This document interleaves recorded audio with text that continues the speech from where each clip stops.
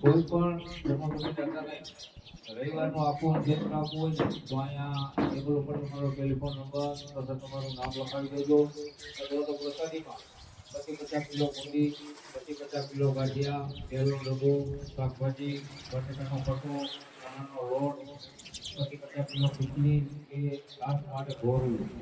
કાંઈ પણ પ્રસાદીમાં આપવું હોય ને તમારા વાલા આપજો. માં ભૂતરીમાં તમારા મનની મનોકામના લઈને પૂરી કરે એવી ભૂતરી મને પ્રાર્થના કરું છું. બોલો ભૂતરી માતા કી જય.